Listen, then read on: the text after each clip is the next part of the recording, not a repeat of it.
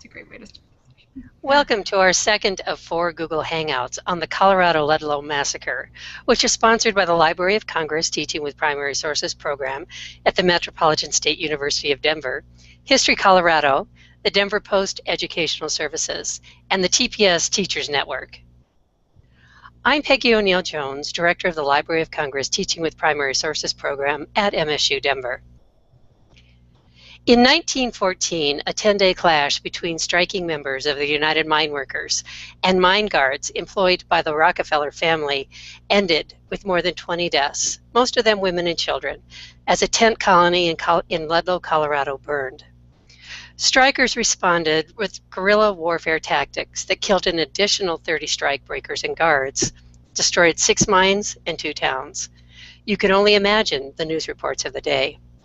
Today, our guests are Robin Butterhof, Digital Conversion Specialist, Library of Congress, Georgia Higley, Newspaper Collection Curator, Library of Congress, Mary McCarthy, Colorado Historic Newspapers, and Dana Plewka, Denver Post Educational Services. Through rich digital resources, such as the Library of Congress Chronicling America collection, the Colorado Historic Newspapers, and the Denver Post, we can look into the window of public opinion at the time and compare what was published then versus what we know now. Yellow journalism was just getting its footing during the time of Ludlow, with hyperbolic and eye-catching headlines that may or may not have been accurate. Today's session will help teachers explore ideas for teaching with historic newspapers, concepts such as detecting bias, multiple perspectives, and what lessons learned from the Ludlow Massacre mean to us today. We'll begin with a local perspective from Dana Plewka, and then move to the regional and national collections. Dana, we'll move to you. Thank you, Peggy. The Denver Post published 2 major articles and editions right at the time of the Ludlow Massacre. On April the 21st, the screaming headlines across the Denver Post read, 26 shot and burned in camp at Ludlow in battle between strikers and troops. The subhead reads, ruins of colony declared to hide other bodies of women and children victims. I'd like to point out we will be providing access to both of these editions, digital copies of these editions, to participants later on. But I would like also to say that what was startling about this coverage in the Denver Post on April 21st is that it not only was it on the front page, but it was above the fold, and it was on equal footing with all the other coverage of what was happening in the rest of the war effort. So when you start looking at newspapers, looking at where those articles are published, how large are the headlines, the placement on the page, what else is on the page in competition, really starts playing an important role as to giving you clues how that newspaper valued that information. Not only the words, but the placement, in other words. On April the 23rd, just 2 days later, the main headline went across the entire newspaper, front page, of course. Strikers rescue 30, dying trapped in mines, they burned. State troops rushing back to the Civil War zone. And Civil War zone, all in caps, very, very inflammatory, very much bringing this up to the level of, boy, this is going to be the potential, this event has the potential of becoming the next Civil War. I think it's very, very indicative of how the newspaper was really looking at all of that through at their time. Also wanting to point out that they were very pro-miners, the Denver Post was. Their subhead on the 23rd reads, women, children saved, are saved, 2 men killed, and others may and others may face miners' rifles. That really refers back to the militia that was being formed to protect the mine, as well as the armed miners that were trying to protect their families, as well as their jobs, as well as their livelihood. And I think that this has an entire potential to bringing it up to today about the role of gun laws, ammunition that's happening right now in Colorado, really has a lot of potential to bringing those whole issues to today.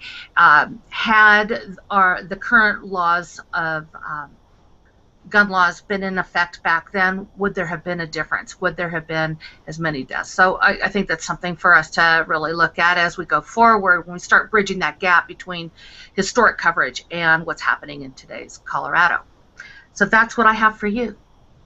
Thank you. And Dana, it is interesting to see how, since that was a Colorado event, how Colorado newspapers covered that, how their perspective and point of view. Next, we're going to move to Mary McCarthy, and Mary is with the Colorado Historic Newspaper Collection. And Mary, maybe you can talk a little bit more regionally, or some of the other newspapers, and how they were responding to the event at Ludlow. Hi, good morning, everyone. I just want to make sure I'm really on. In case you're curious, I'm having a little trouble with my camera. That's why you're not seeing me. You might be seeing an image of a woman on a horse. Are you seeing her? Okay. We do. I wanted to first let you know, for those of you who aren't familiar with the Colorado Historic Newspapers collection, we're just at coloradohistoricnewspapers.org, and we have over 600,000 pages of Colorado historic newspapers. We start with 1859, and in some cases we go all the way up to 1963. So we don't have everybody's newspapers online yet, but we do have papers from all over the state for different times. So what we have is, you can see what was happening at the time in the region and how the news was published and perceived at the local level. We also have something called the Colorado Virtual Library. Again, that's if you just go to coloradovirtuallibrary.org and you look for the historic resources. We have something on there called the Yesterday's News blog. And I've begun putting together collections for you of different articles about Ludlow that I've already found. So if you have trouble searching the Colorado Historic Newspapers collection, you can just go look through the Yesterday's News blog, and I've already pulled out some collections of articles for you, so that it's sort of a quick and easy way to do your research. The collection can be searched by keyword, and that's an important thing to remember. It's not like a library catalog. You don't have subject headings. You have just the words in the text of the article itself. So when you're looking for things about historic newspapers or about Ludlow, you need to think about what words would appear in the article at the time.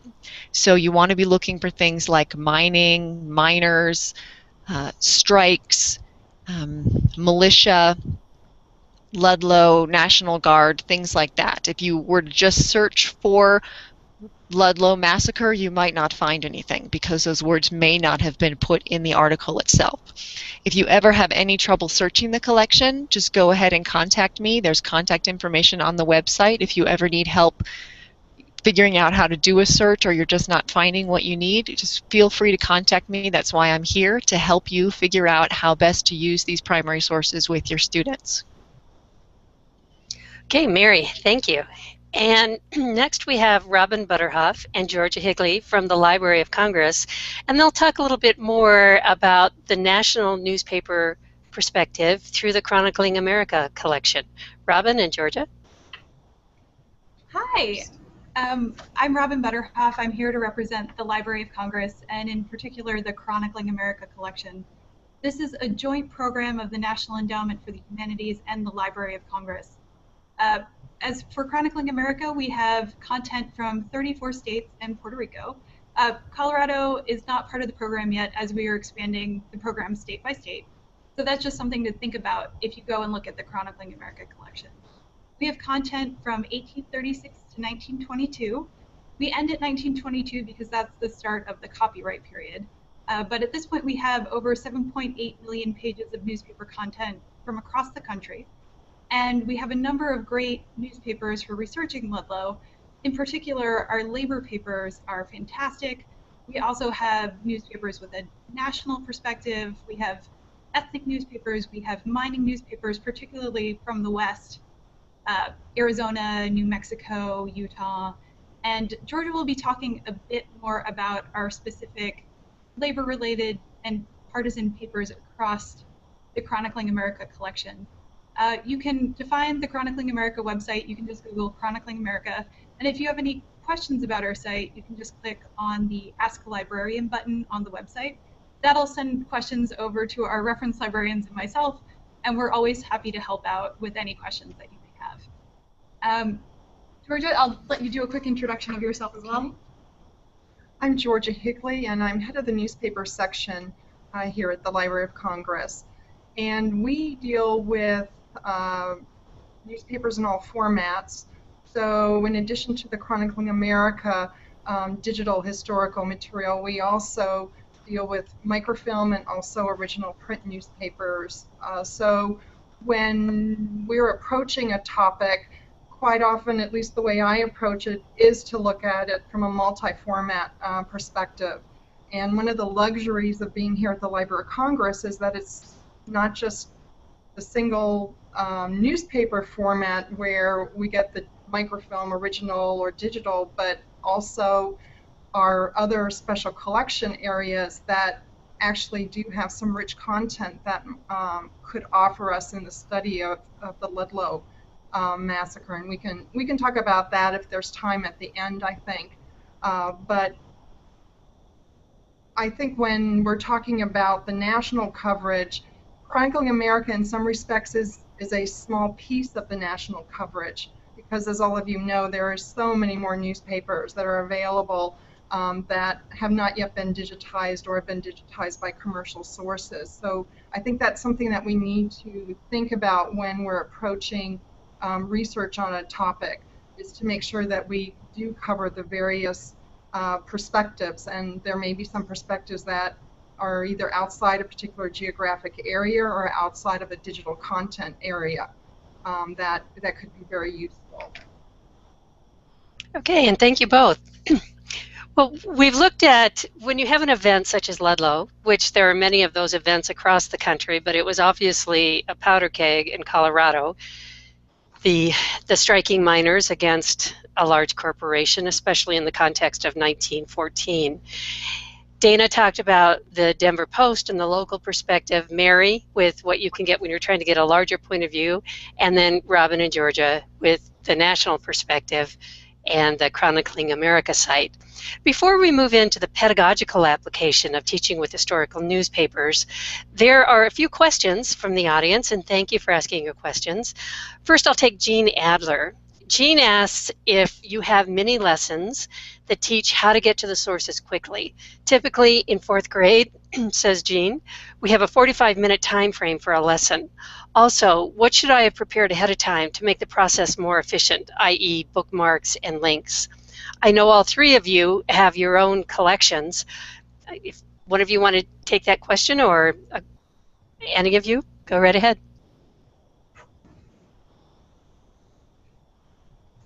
Certainly, we can answer here at the Library of Congress. So I'd like to say we have a topics page, which is an aggregated page of all of the content related to the Colorado Coalfield War and the Ludlow Massacre on a single topics page. We'll be showing you that again at the end of this session. But particularly for the 4th grade classroom, we don't tailor our content to specific grade areas, but our educational outreach team is incredibly helpful and integrates primary sources from across the library's collections into cohesive groups for people to work with. I know they've done a number of recent things on other topics, like the Lincoln assassination, pulling items from across the library, and they are very good at figuring out how to help you with and work with your students at the stage they're at. Okay. There's another question from Greg Grote. And Greg asks, as you think about media, like the Denver Post, at the time of Ludlow, how do you view current media? Greg's perception, he said, my perception is that today's media is more interested in entertaining and selling product than relaying information. Any of you have a thought on that? This is Mary at the Colorado Historic Newspapers Collection. What's actually interesting with that is you can see that in the older papers as well. in a lot of cases, you had a newspaper editor who announced right at the top of the page, this is the Republican voice of wherever, or this is the Democratic voice of wherever, and their editorial policy was they were going to get their opinion across, and that was the editorial policy of the paper. So you can, sort of throughout history, you can see fights between different newspapers in different parts of Colorado where the editors are having a fight with an editor at another paper, and it's all political and it's all personal. So I think there are aspects of that idea that media is playing a game or trying to get the biggest audience throughout the start of newspapers. Georgia or Robin, what are your thoughts from Chronicling America? You might have seen us nodding about. I did. Yeah, newspapers have always been funded in part by advertisements, and the older the advertisements get, certainly they get very interesting and for products that you didn't know that people needed.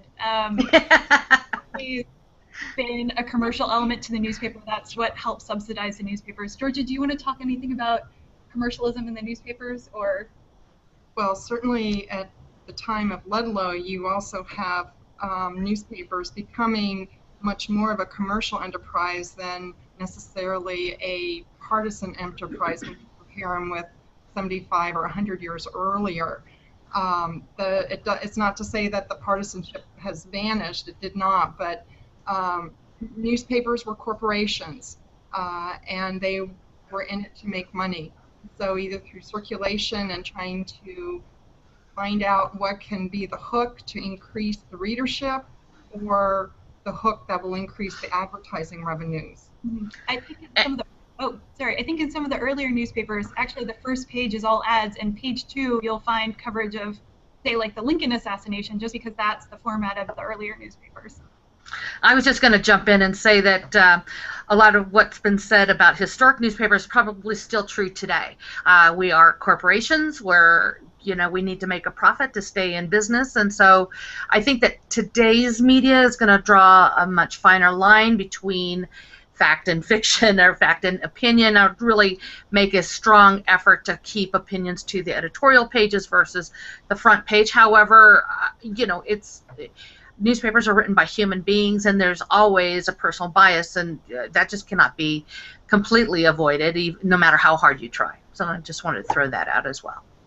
Well, and I think that the four of you are really showing the real power of teaching with primary source newspapers in terms of literacy, in terms of information literacy, detecting bias, all of those things that students need today. That there is, I really like your thought, Dana. There's human beings behind these words, and it's for us to figure out. And right. Mary, I'm sorry, did someone else have something to say? Mary Johnson has a question. Robin or Georgia, do you think there'll ever be featured topics for Ludlow? I know it's a pretty local or regional event, but the issues around coal and labor are universal.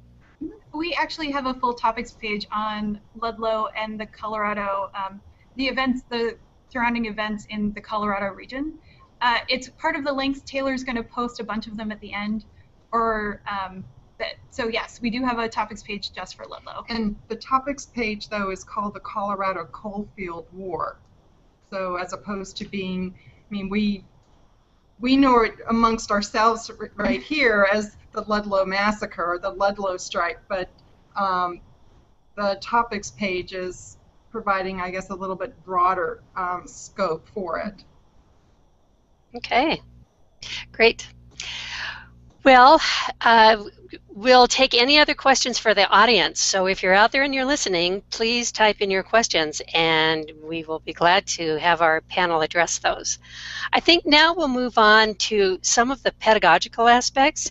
And I know, Georgia, you were looking at examining bias and perspective through newspapers, and you have a couple of examples.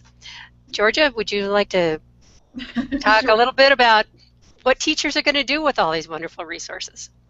Well, I think one thing that has to be kept in mind when we're looking at newspapers and focusing on a particular topic is to not forget what else was happening either in the nation or in the world at the time, because in a matter of fact, some of the coverage of the Ludlow Massacre has the overtones of some of the events that were taking place elsewhere.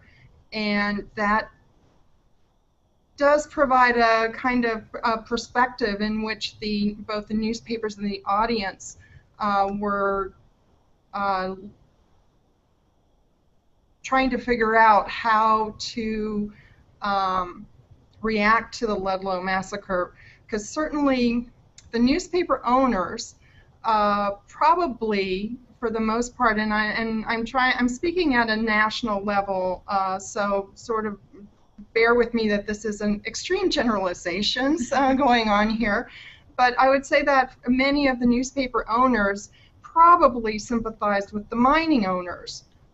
Because they probably were having some of their own tensions with their own workforce and the possible unionization of their own staff. And so they could see a parallel with what was actually happening in Colorado. Also, you have the fact that Ludlow was one of many strikes that were occurring nationwide. So coverage initially wasn't focused on Ludlow because it was seen as being just, one of many incidents that were happening around the country. That said, one of the events that was taking place at this time was happening in Mexico. Tremendous coverage of the military coup that was happening in Mexico. Excuse me. And the possible effect on the United States. At the time that the strike was going on, you also have the threat of the Texas invasion by the Mexican revolutionaries. And you also, in April, as a matter of fact, you've got the landing of the U.S. Marines at Veracruz. So all of this is happening at the same time as the Ludlow incident. So, why is that important? Well, when you start looking at some of the coverage that's happening here, after the Ludlow Massacre, you start getting overtones of how could something like this happen in America? This is the kind of thing that happens in Mexico, as a matter of fact, and there's at least one national newspaper that had a editorial cartoon that says, not in Mexico but in Colorado, in terms of horror, that's what happened. So from that perspective, you've got the change of the newspaper owners really ended up having to alter their coverage in the face of what was happening and the humanization of the events. It's no longer just a group of strikers that were protesting against the mining companies. These were women and children that were being killed as a result of this action. And actually, if you could bring up that headline from the Seattle Star, that kind of illustrates in many ways some of the points that I'm trying to get across. You've got the war in Colorado, women and babies slaughtered. Well, that's the kind of headline that probably people expected to have war in Mexico, women and babies slaughtered. So, and instead it's happening right here in the United States. Also, the labor papers. Robin mentioned the fact that Chronicling America is very rich in the labor newspaper coverage that we offer. But the labor papers have some really interesting coverage of the whole strike situation. And it's not just the actual incident, the Ludlow Massacre, but also the events before and after, because there's a kind of balance going on to me in the labor press that I took a look at. Yes, you see the editorial cartoon that's displayed here from the Labor Journal, in which you see the skulls at the bottom of the image. It's a very striking image for those who died at Ludlow. And then, you know, you've got the Colorado legislature and the mining operators, in essence, in cahoots at the top. So that would speak volumes to their audience in that, for that journal.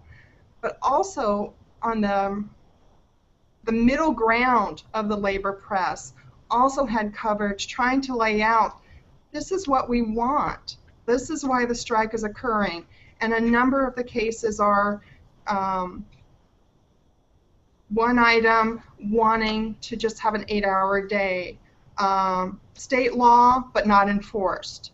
And there's a series of that kind of reporting going on. So there's it's very interesting in that generally you think of the labor press as being the most inflammatory press, but in some cases some fairly balanced reporting is coming out of the labor newspapers, granted from a particular perspective, but still, considering all that happened, a somewhat measured approach in much of what they were trying to get across, because of course they were trying to strike the balance between themselves and the militia and indeed the Colorado government.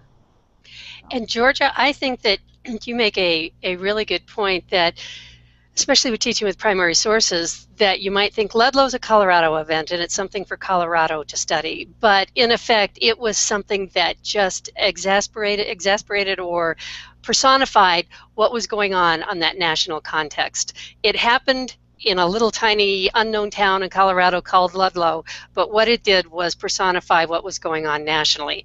There were tensions between laborers and corporations. There's this whole bigger context with which to teach from a newspaper such as the Seattle Times, and from which to teach many local events that actually nothing happens in isolation.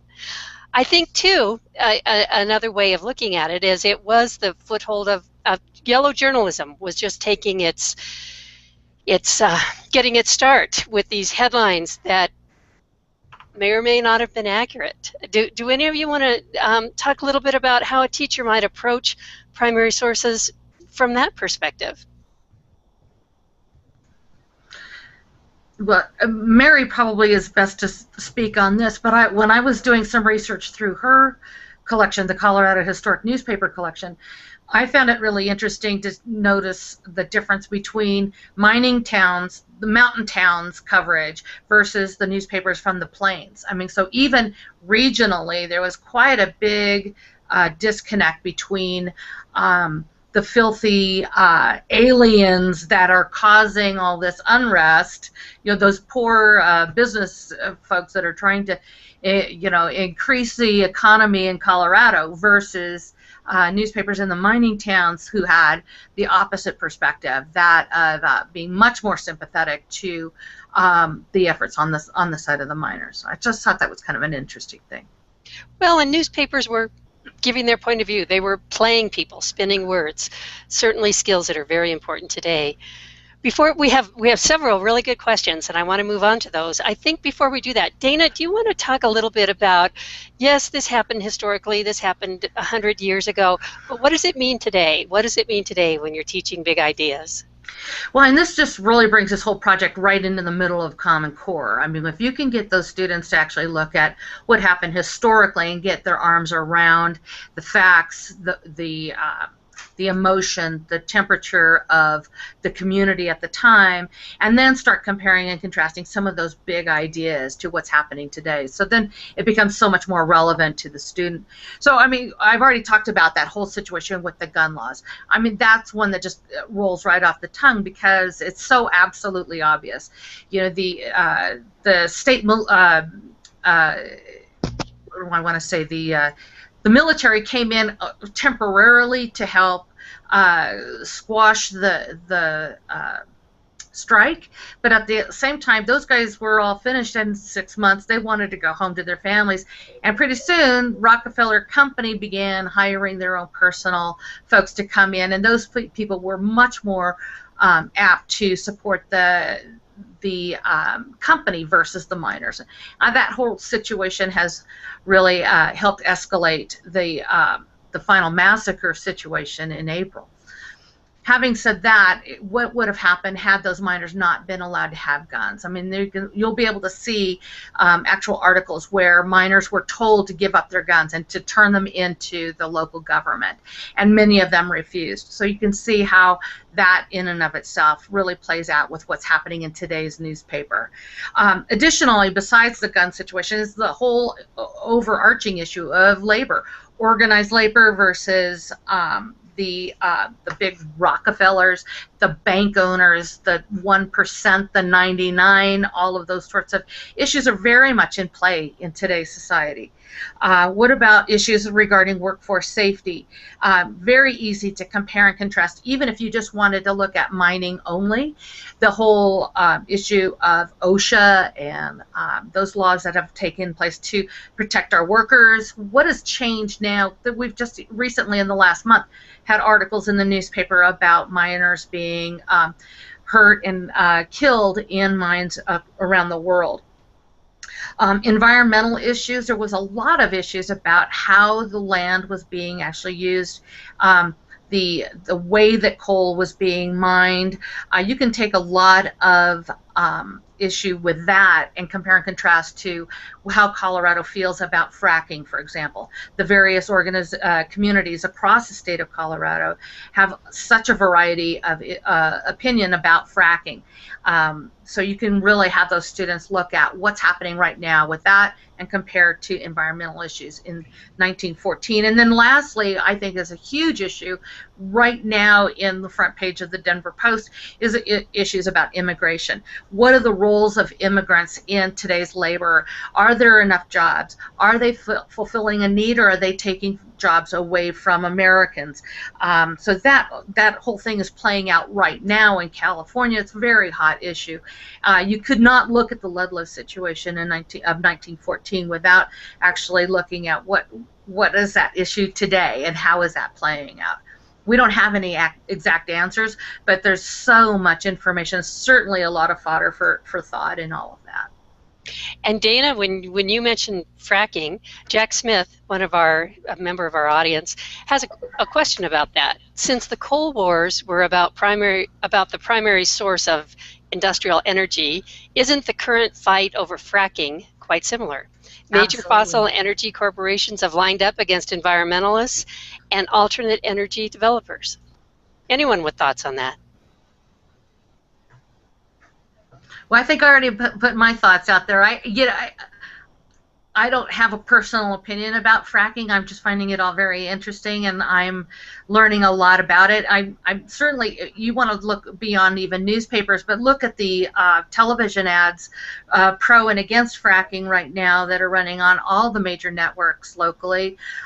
They're all throwing out their websites and trying to educate everyone on their perspective of fracking. So I don't think that I think that the jury is still out as to whether or not it's a good thing for Colorado. But I do think that you pull all of that information together into one place and have the students start sifting through it. I think that they're going to come to some really interesting conclusions. And one way or another, at least they'll have an opportunity to have an educated opinion after they've had an opportunity to see it from a variety of positions.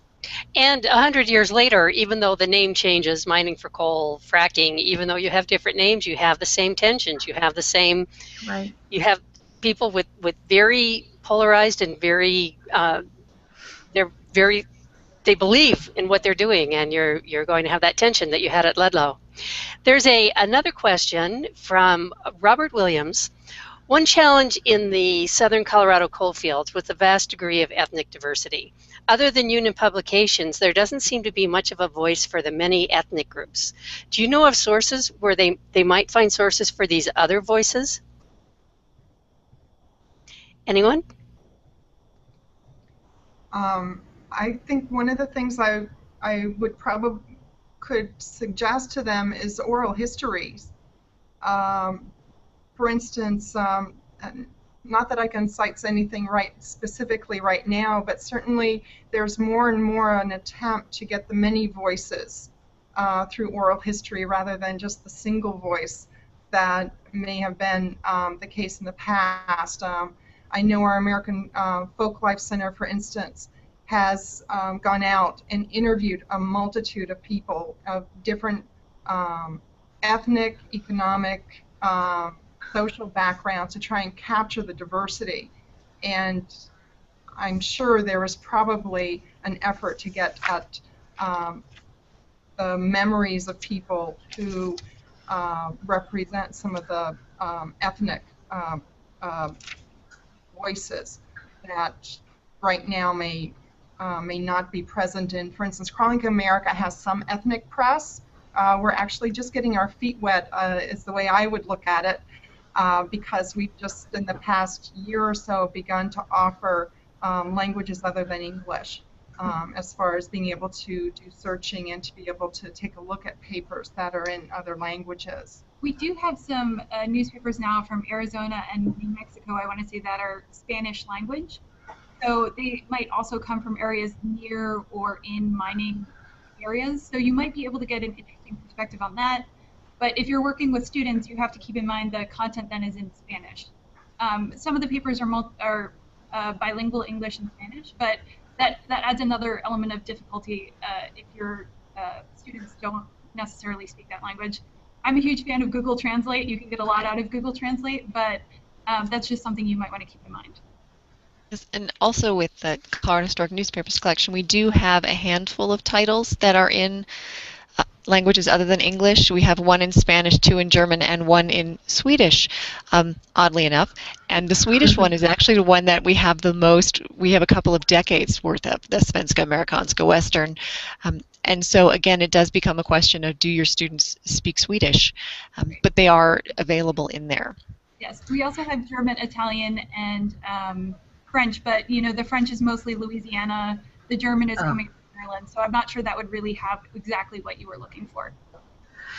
And can I just really throw out a real quick promotion for the October 11th trip down to Ludlow. We will be spending some time at the El Pueblo Museum in Pueblo on our way back after we visit to, the massacre site. And there are components there that we will be talking more about the variety of cultural influences in that part of the state and how they influenced the mining communities as well. And Marie von Haas has a question, and we're talking about issues on a national level, and she's wondering internationally. Her question: coal mining is an industry found throughout the world. My question is access available at the Library of Congress to newspapers in other countries? Great question. We're not focusing on international papers as part of Chronicling America, but there are some fantastic international newspaper programs. I would definitely say Europeana. I think Australia and New Zealand have a fairly active program. So if you're looking for a particular international newspaper, many of them are digitized, and if you're interested, contact us at the Library of Congress through the Ask a Librarian button, and we'll be able to direct you to the appropriate resource that you're looking for. Yeah, I'm trying to remember the website address. It's called Icon. Yeah, that's also a great reference source. Kim Stromberg has a question. It seems that there are many resources available digitally. Is there any way to gain access to resources that have not been digitized? Head over to Georgia. I would say probably most of our material has not been digitized. I like to think of what you see through our digital gateway as probably maybe 1% of what the library has to offer. So it is important to know that you're really touching the tip of the iceberg, and unfortunately we don't have easy ways to just scan on demand. You can, of course, work for duplicating services for that, but as far as using the resources here at the library, you will need to actually come here or use, depending upon the format, you could also use interlibrary loan. For instance, in chronicling, one way to find out who has things that are not part of the digital environment is the U.S. newspaper directory. That's part of Chronicling America. That actually gives you access to nationwide holdings of libraries. So while we like to say that the Library of Congress has a certainly representative collection, and I would say our newspaper collection is probably the largest in the world, we do not have every newspaper. So it's important to be able to access directories that help you locate where things might be located elsewhere, not just here at the library. But that said, we would welcome being able to help someone to access our resources. Well, I'm sorry, I just wanted to point out really quickly that one of the other major partners on this entire project is History Colorado. And so as far as having artifacts versus newspapers, which, you know, are going to be really difficult for us to be able to provide you historic newspapers and in print, non-digital. But History Colorado have a lot of artifacts. And as we move through this project, you're going to find out a lot more about what History Colorado has to offer. And so just wanted to throw them out there. They're a wonderful resource of non-digital artifacts and materials. And that's what I was going to add as well, Dana, is there are fantastic reference librarians at the Stephen Hart Library at History Colorado, as well as the Western History Collection at DPL. Great. Well, another question from Michelle Pearson. First, Michelle thanks you for sharing this collection and putting the Colorado Coalfield War up as part of it. Michelle wonders, with the collection, do you have a favorite primary source? Maybe Robin or Georgia or even Mary or Dana, is there a favorite primary source as you went through this? Is that like asking someone to, you know, choose their favorite child? Your favorite child, exactly. Who's your favorite child? I adore the Labor Journal's coverage of it. That political cartoon is one of my favorites, but it is like picking your favorite child. There's so many, they're all special in different ways. Okay. Okay, we won't make you choose your child. Our last question, Laura Israelson has a question. I love having students study the different perspectives and voices around a topic. Are we actively learning from history? And do legislators, companies, or policymakers ever contact you for information about how events like Ludlow were handled? Is that for the Library of Congress? I'd say any of you, but sure, let's start with the Library of Congress. We are technically of Congress, so we do get a number of requests from Congress on a multitude of questions and policy matters. Those are typically handled through our Congressional Research Service, but the Congressional Research Service will come to us if they have further questions, and we often do special historical exhibits of interest to members of Congress. We are part of the legislative branch here.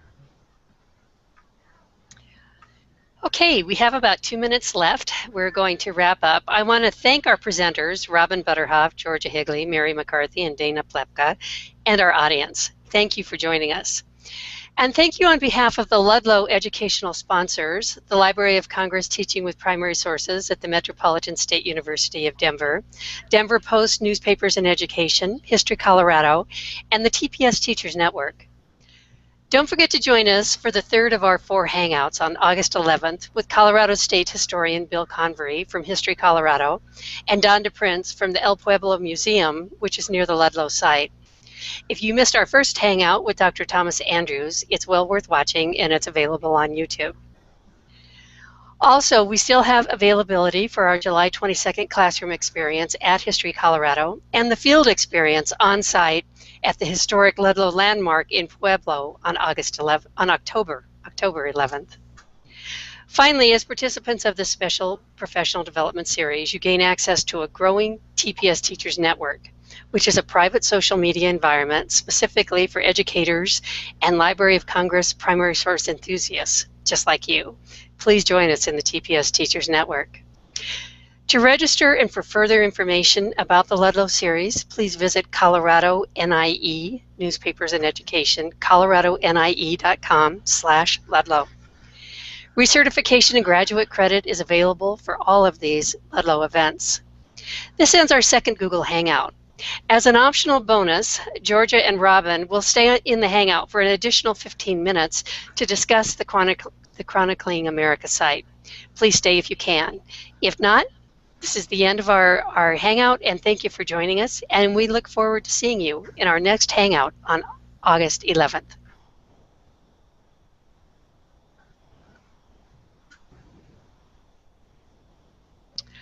Okay, and Georgia and Robin, if you'd like to take the stage and walk us through a little bit more about Chronicling America and how teachers could find all of these wonderful resources. Great. Yeah, and Peggy, if any questions pop up in the queue, if you could just bring them up. I'm not seeing them on my screen, so that would be great. Absolutely. If questions come up, I'll let you know. Okay, great. Taylor, could you pop over to the topics page and other collections that we're making available through the Library of Congress? That would be great. Yep, it should be available there now. Great, thanks. So someone asked earlier about a collection of specific resources related to the Ludlow Massacre and Colorado Coalfield War. So this is our particular topics page about the Colorado Coalfield War. Thanks. And it has some great search strategies that are related to this. One of the more interesting search strategies that I found was actually searching for Mother Mary Jones, or Mother Jones, as she was formerly known, who was very active during the period, and you'll often find a lot of newspaper coverage linking the two, and I think she gave a talk that's also covered fairly well in the newspapers then. So it's really, when you're searching through historic newspapers, you have to think outside of the box fairly frequently. The vocabulary has changed often since when the newspapers were published. What was Democrat and Republican 100 years ago is not what we would always think of as Democrat and Republican today. Also, terminology has changed. Aeroplanes, A-E-R-O-P-L-A-N-E-S, is now airplanes, A-I-R-P-L-A-N-E-S. And these are some helpful search strategies for when you're searching through the newspapers. Because there were a lot of strikes and labor unrest during the period, I would definitely suggest limiting your search to a particular date range, as that second bullet notes, because otherwise, with 7.8 million newspaper pages of content, you will get many things, not all of it on the Ludlow strike.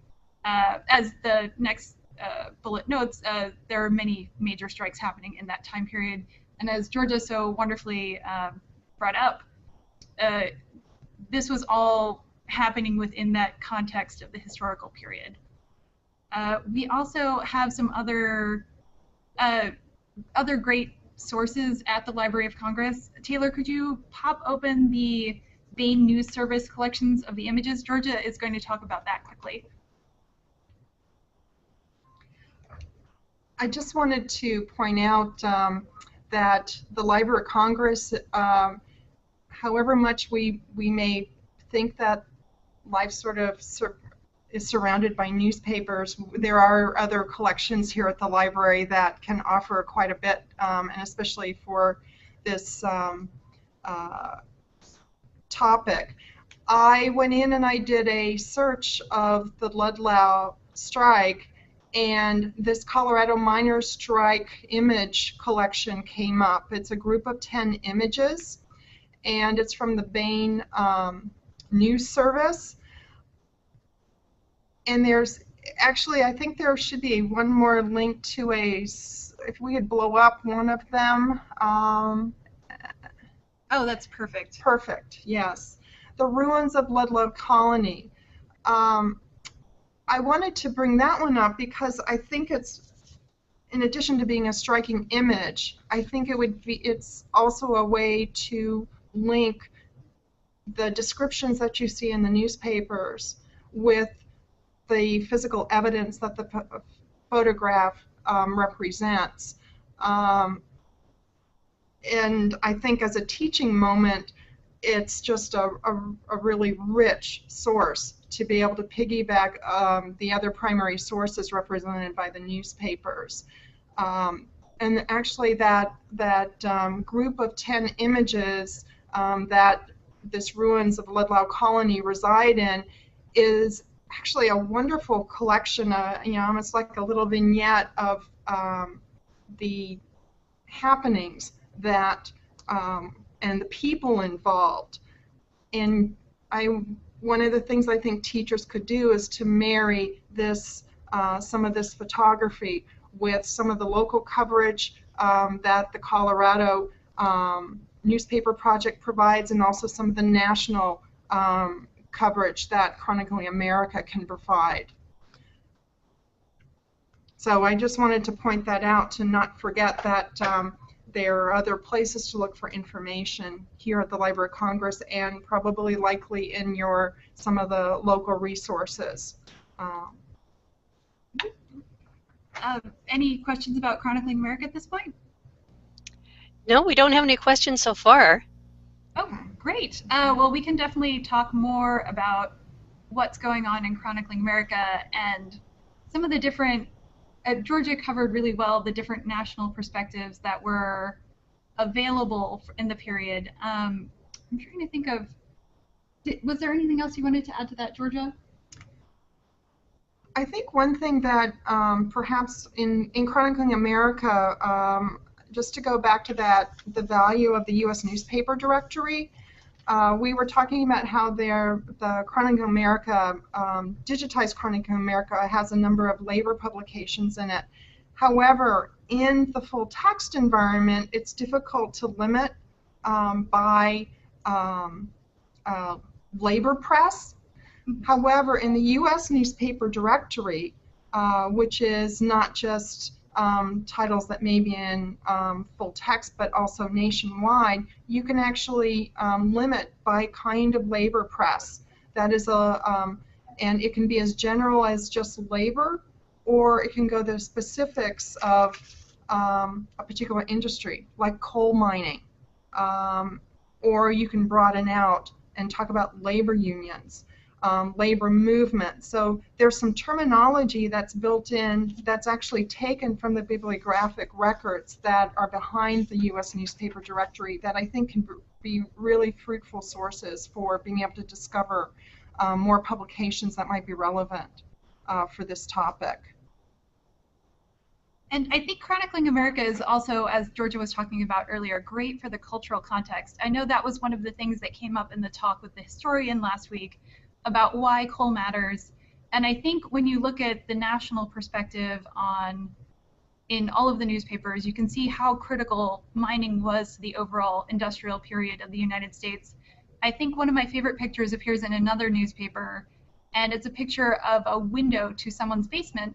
And the caption for the photo is how to screen a coal window, because everyone had a coal window, and it was just part of everyday life that of course you would need to screen your coal window with a hedge, because everyone had one at the time.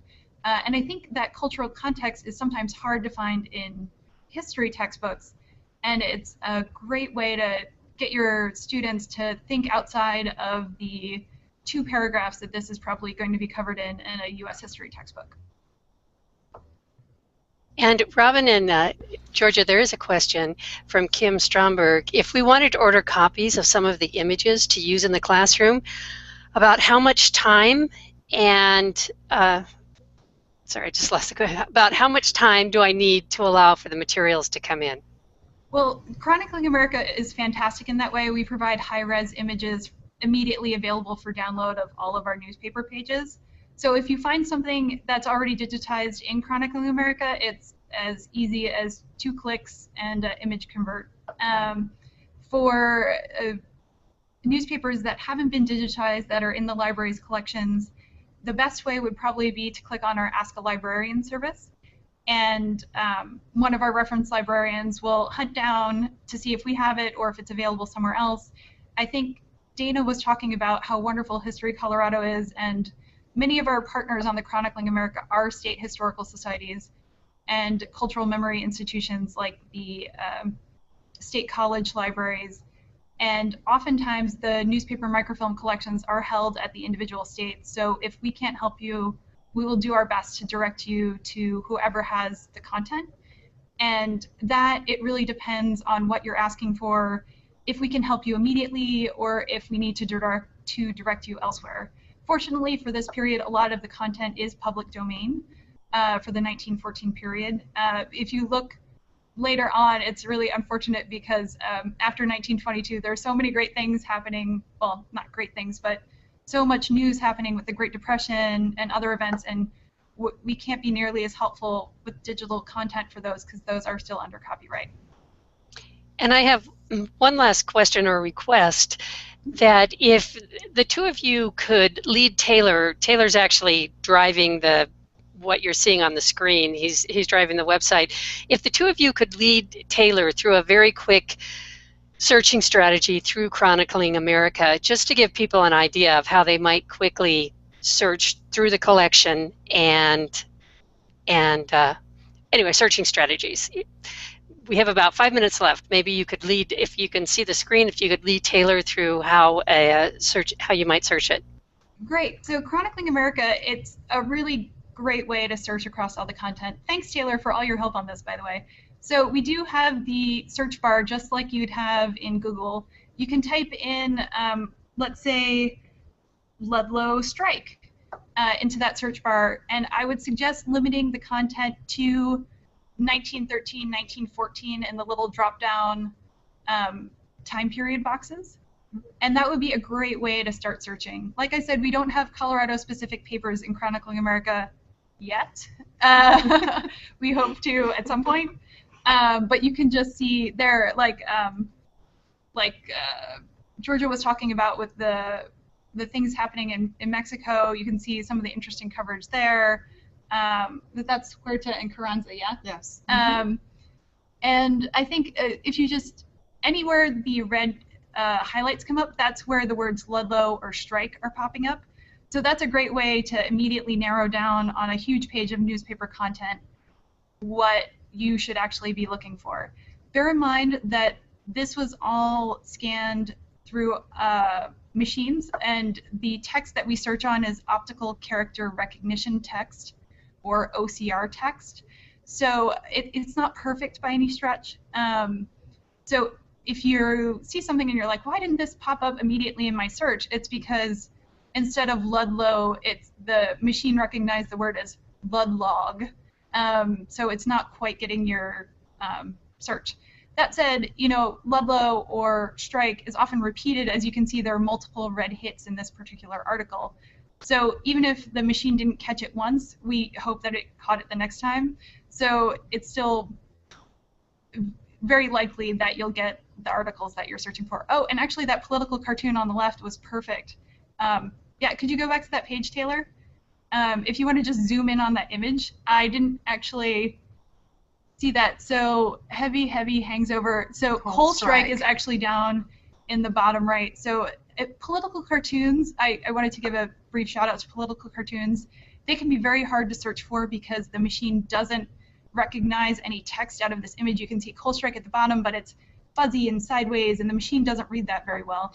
So they can be harder to find, but when you find them, they're incredibly rich for sources, for primary sources. And certainly when you're dealing with the cartoons, the added problem is that quite often there's very little text. So, and the terms that you may have in your head may not be the ones that are actually being used in the actual image, or even being noted in the image at all. Yeah, that's kind of the great and sad thing about political cartoons. They're incredibly rich in visual imagery, but not often rich in text, which can make them hard to find in newspapers particularly. And I guess by this page also kind of brings up another thing related to searching. It's also the element of serendipity that is also here that newspapers offer, because yes, we are on a page that has the article that's dealing with the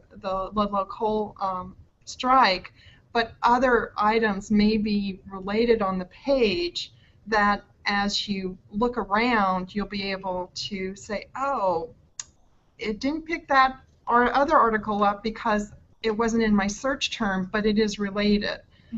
So again, articles in newspapers don't exist in isolation. And I think it's really exciting for students too. Someone might not have looked at this page in 50 years because it was held in microfilm form, and you would need to know what exactly date you were looking for, what newspaper you were looking for, whereas in the digital you can search on the words and bring stuff up immediately.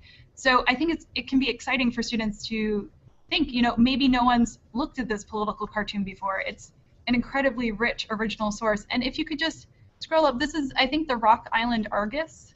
The title information is up at the top. This is from a little further up on the page. Oh, it's from the University of Illinois. So you can see, again, very interesting. Sorry, I'm just amalgamating. Okay, that's a press service that they're working with. But again, Illinois was incredibly active in terms of unions and labor and conflict. We have another great one called the Daybook. That's another great title to look at. Always fun, interesting format. But yeah, you can see that this wasn't something that was limited to just Colorado. This was truly a national concern. I think too, something else that Chronicling America offers is information about the newspapers that can sometimes be very difficult to find. Yeah, Taylor, if you could click on the About Rock Island Argus link just underneath the title, that'll actually take you over to our newspaper essays page. It'll take you there very slowly. But we do have title essays about all of the newspapers in Chronicling America. And for questions of bias, yeah, if you just want to scroll down a little bit on the right, these essays are written by the state historical societies or cultural memory institutions that choose these newspapers for inclusion in Chronicling America. And if you ever want your students to learn about bias and doing a little bit more research about the slant of the newspapers, these essays are a great place to start. As you can see over there, it's actually still in publication today, which is kind of interesting too. But these essays, in some cases, they are the only histories that have been done about the newspaper. Mm-hmm. So from that perspective, they can be absolutely invaluable because newspaper histories can be a very difficult subject to be able to find information about. So this is a gold mine for a newspaper researcher. I think Dana was talking about earlier how newspaper editors would get into fights, and a lot of the essays will talk about that, particularly the southern ones. Tennessee and Kentucky are some of my favorite essays. I think there was actually a duel where the editor of one newspaper killed actually the editor of another newspaper, and that essay is just a great read. And in Colorado, we certainly had our newspaper wars. I don't know if Dana's still on, but Rocky Mountain News and the Denver Post were dueling it out. Robin and Georgia, I can't thank you enough for staying on for this extra time and showing us Chronicling America. There is so much there, and it's such a rich resource. And I hope in a future date we'll be able to do a few extra minutes with the Denver Post Educational Services and the Colorado Historic newspapers, so teachers have a quicker way to access the resources. I think we'll close now, and thank you both. And Dana and Mary, if you're still on the line, thank you all. Thanks, Peggy. Thank you. Bye-bye. Thanks, Peggy.